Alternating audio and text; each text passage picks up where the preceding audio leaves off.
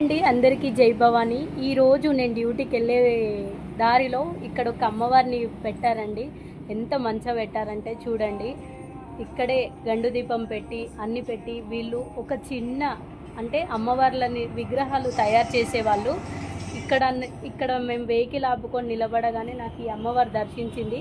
పెద్ద పెద్ద విగ్రహాలు పెడితేనే కాదండి, ఇలాంటి వాళ్ళని కూడా ప్రోత్సహించండి.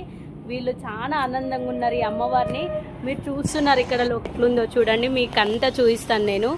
ఇక్కడ కూడా ఇంత మంచి అమ్మవారిని నిర్ణయించిందంటే చాలా గ్రేట్ కదండి.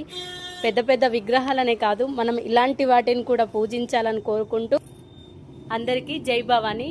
ఈ అమ్మనే ఇదరా అమ్మ, ఇదరా